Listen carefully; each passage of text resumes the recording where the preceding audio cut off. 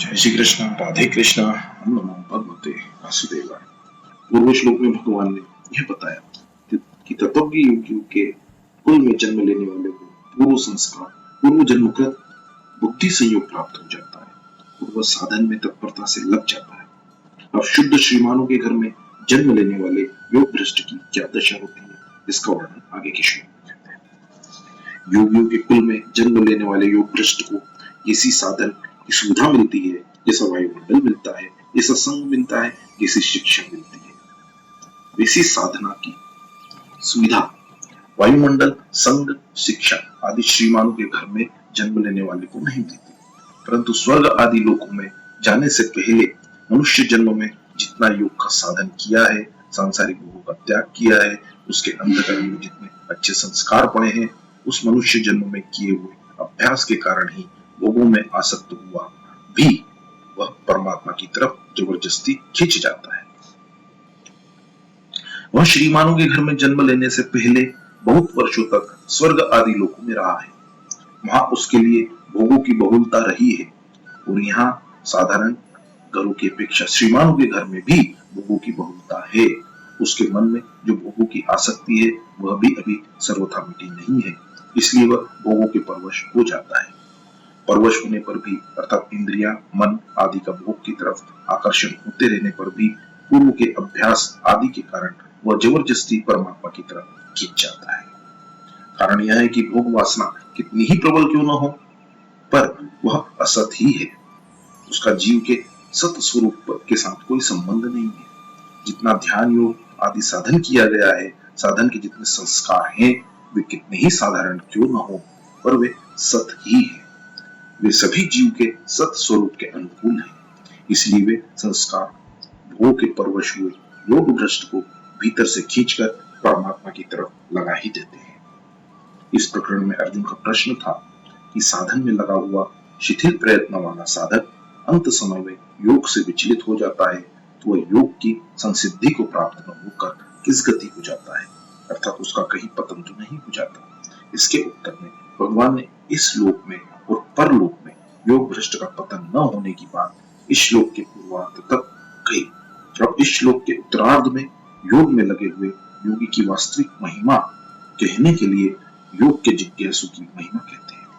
जब योग का जिज्ञासु ही वेदों में कहे हुए सकाम कर्म और उनके फलों का अतिक्रमण कर जाता है, अर्थात उनसे ऊपर उठ जाता है, फिर योग भ्रष्ट के लिए तो कहना ही क्या है, अर्थात उसके पतन की कोई शंका ही नहीं है। वह योगों में प्रवृत्त हो चुका है, अतः उसका तो अवश्य उद्धार ही होगा। जो अभी योग भ्रष्ट भी नहीं हुआ है और योग में प्रवृत्त भी नहीं हुआ है, परंतु जो योग समता को महत्व देता है और उसको प्राप्त करना चाहता है, ऐसा योग का जिज्ञासु शब्द ब्रह्मा अर्थात वेदों के सकाम कर्म के भाग का अतिक्रमण कर जाता है। वेदों में जो साधन सामग्री है उसको इस शब्द ब्रह्मा के अंतर्गत नहीं लेना चाहिए। योग का जिज्ञासु वह है जो भोग और संग्रह को साधारण लोगों की तरह महत्व नहीं देता, प्रत्युत उनकी उपेक्षा करके योग को अधिक महत्व देता है। उसकी भोग और संग्रह में की रुचि मिटी नहीं है, पर सिद्धांत से योग को ही महत्व देता है।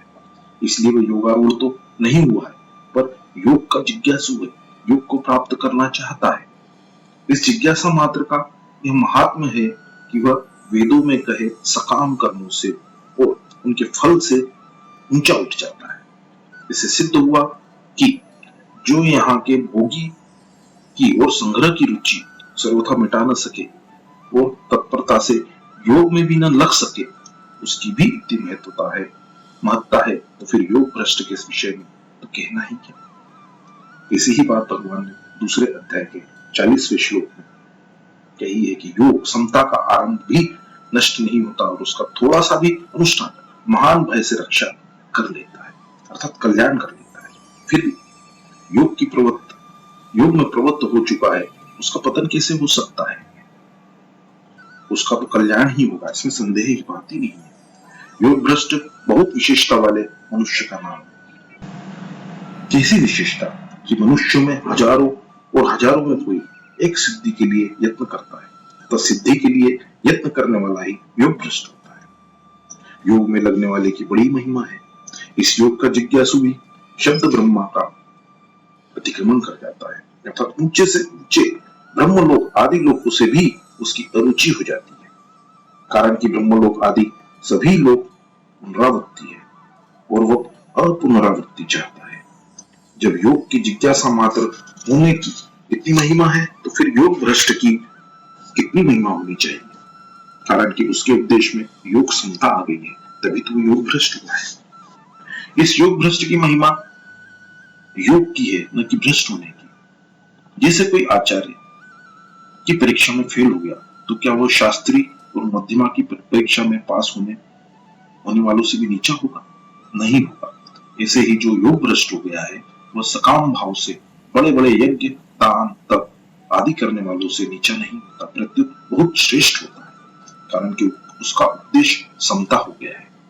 बड़े बड़े यज्ञ दान तपस्या आदि करने वालों को लोग बड़ा मानते हैं, पर वास्तव में बड़ा वही है जिसका उद्देश्य समता का है। समता का उद्देश्य वाला शब्द ब्रह्मा का भी अतिक्रमण कर जाता है। इस योग भ्रष्ट के प्रसंग से साधकों को उत्साह दिलाने वाली एक बड़ी विचित्र बात मिलती है कि अगर साधक हमें तो परमात्मा की प्राप्ति ही करनी है ऐसा दृढ़ता से विचार कर ले तो वे शब्द ब्रह्मा का अतिक्रमण कर जाएंगे। यदि साधक आरंभ में समता को प्राप्त न भी कर सके तो भी उसको अपनी रुचि का उपदेश समता प्राप्ति का ही रखना चाहिए, जैसे कि गोस्वामी तुलसीदास जी कहते हैं। तात्पर्य है कि साधक चाहे जैसा हो पर उसकी रुचि या उद्देश्य सदैव ऊंचा रहना चाहिए। साधक की रुचि या उद्देश्य की लगन जितनी तेज तीव्र होगी उतनी ही जल्दी उसके उद्देश्य की सिद्धि होगी। भगवान का स्वभाव है कि वे ये नहीं देखते कि साधक करता क्या है, प्रत्युत यह देखते हैं कि साधक चाहता क्या है। एक प्रज्ञाचक्षु संत रोज मंदिर में जाया करते थे। एक दिन जब वो मंदिर में गए तब किसी ने पूछ लिया, ये आप यहाँ किस लिए आते हैं? संत ने उत्तर दिया कि दर्शन करने के लिए आता हूं। उसने कहा कि आपको तो दिखाई ही नहीं देता। संत बोले, मुझे दिखाई नहीं देता तो क्या भगवान को भी नहीं दिखाई देता? मैं उन्हें नहीं देखता पर वे तो मुझे देखते हैं, बस इसी से मेरा काम बन जाए। इसी तरह हम समता को प्राप्त भले ही न कर सके फिर भी हमारी रुचि या उद्देश्य समता का ही रहना चाहिए। इसको भगवान देखते ही है, अतः हमारा काम जरूर बन जाएगा। परिशिष्ट भाव यह है कि सांसारिक पुण्य तो पाप की अपेक्षा से द्वंद्व वाला है, पर भगवान के संबंध सत्संग भजन आदि से होने वाले पुण्य योग्यता सामर्थ्य विलक्षण है। इसलिए सांसारिक पुण्य मनुष्य को भगवान में नहीं लगाता, पर भगवत संबंधी पुण्य मनुष्य को भगवान में ही लगाता है। यह पुण्य फल देकर नष्ट नहीं होता। सांसारिक कामनाओं का त्याग करना और भगवान की तरफ लगना दोनों ही भगवत संबंधी पुण्य है। वर्तमान जन्म में सत्संग सच्चर्चा आदि न होने पर भी केवल पूर्व अभ्यास के कारण वो परमात्मा में लग जाता है। इस पूर्व अभ्यास में क्रिया प्रवृत्ति नहीं है, प्रत्युत गति है।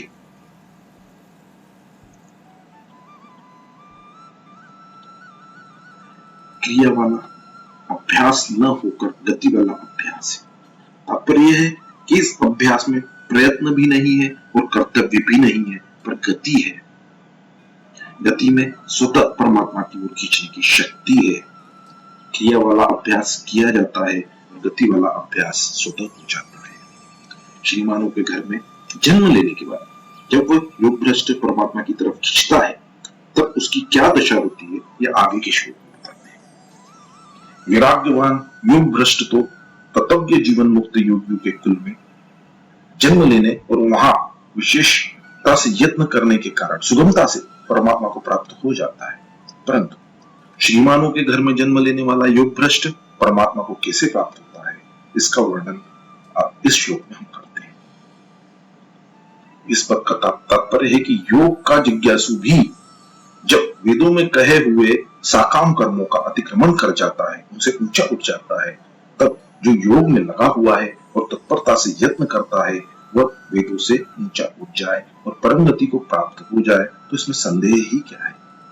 जो परमात्मा तत्व को समता को चाहता है और राग और द्वेष, हर्ष और शोक आदि द्वंद्वों में नहीं फंसता, वह योगी है। प्रयत्न पूर्वक यत्न करने का तात्पर्य है कि उसके भीतर परमात्मा की तरफ चलने की उत्कंठता है, लगन है, उत्साह है, तत्परता है। वह दिन प्रतिदिन बढ़ती ही रहती है। साधन में उसकी निरंतर सजगता रहती है। श्रीमानों के घर में जन्म लेने वाला योग भ्रष्ट पूर्व अभ्यास के कारण परमात्मा की तरफ खींचता है। वो वर्तमान में भोगों के संग से संसार की तरफ खींचता है। अगर वह प्रयत्न पूर्वक शूरवीरता से भोगों का त्याग कर दे तो फिर वह परमात्मा को प्राप्त कर लेगा। कारण कि जब योग का जिज्ञासु भी शब्द ब्रह्मा का अतिक्रमण कर जाता है तो फिर जो तत्परता से साधन में लग जाता है उसका तो कहना ही क्या। जैसे निषिद्ध आचरण में लगा हुआ पुरुष एक बार चोट खाने पर फिर विशेष जोर से परमात्मा में लग जाता है, इसलिए योग भ्रष्ट भी श्रीमानों के घर में जन्म लेने पर विशेष जोर से परमात्मा में लग जाता है। उसके अंतःकरण में सभी दोष, सभी पाप नष्ट हो गए, अर्थात परमात्मा की तरफ लगन होने से उसके भीतर भोग, संग्रह, मान, बड़ाई आदि की इच्छा सर्वथा मिट गई है। जो प्रयत्न पूर्वक यत्न करता है उसके प्रयत्न से ही यह मालूम होता है कि उसके सभी पाप नष्ट हो चुके हैं। अनेक जन्म का अर्थ है न एक जन्म इति अनेक जन्म, अर्थात एक से अधिक जन्म। उपयुक्त योगी के अनेक जन्म हो ही गए हैं। संसिद्ध पद में भूतकाल का प्रत्यय होने का अर्थ है कि वह योगी अनेक जन्मों में शुद्ध हो गया है, शुद्ध हो चुका है।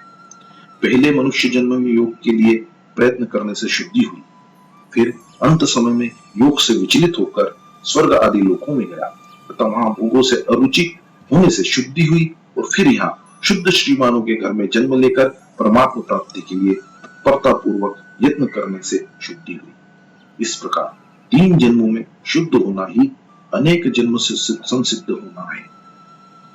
ऐसे ही वैराग्यवान योग भ्रष्ट के पहले मनुष्य जन्म में संसार से विरक्त होने से शुद्धि हुई और फिर यहाँ योगियों के कुल में जन्म लेकर परमात्मा प्राप्ति के लिए तत्परता पूर्वक यत्न करने से शुद्धि हुई।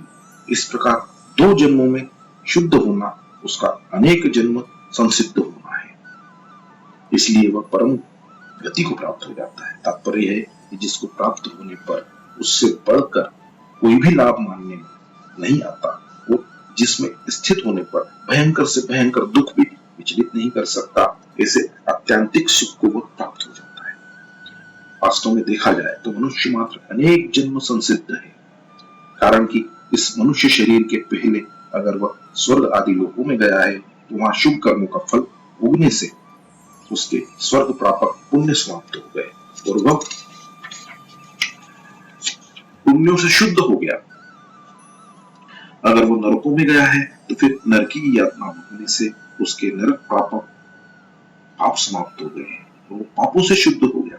अगर वो 84 लाख योनियों में गया है तो वहां उस योनियों के रूप में अशुभ कर्मों का, पापों का फल भोगने से उसके मनुष्यतर योनि प्रापक पाप कट गए और वह शुद्ध हो गया। जीव इस मनुष्य जन्म में ही अपने उद्धार के लिए मिले हुए अवसर का दुरुपयोग करके तथा पाप अन्याय करके अशुद्ध होता है। स्वर्ग, नरक तथा अन्य योनियों में इस प्राणी की शुद्धि ही शुद्धि होती है, अशुद्धि नहीं होती। इस प्रकार यह जीव अनेक जन्मों में पुण्यों और पापों से शुद्ध हुआ है। यह शुद्ध होना ही संसिद्ध होना है। दूसरी बात, मनुष्य मात्र यत्न पूर्वक यत्न करके परम गति को प्राप्त कर सकता है, न कल्याण कर सकता है, कारण कि भगवान ने यह अंतिम जन्म इस मनुष्य को केवल अपना कल्याण करने के लिए ही दिया है। अगर ये मनुष्य अपना कल्याण करने का अधिकारी नहीं होता तो भगवान इसको मनुष्य जन्म ही क्यों देते। अब जब मनुष्य शरीर दिया है तो यह मुक्ति का पात्र है ही, तथा मनुष्य मात्र को अपने उद्धार के लिए तत्परता पूर्वक यत्न करना चाहिए। जय श्री कृष्ण, राधे कृष्ण। ओम नमो भगवते वासुदेवाय।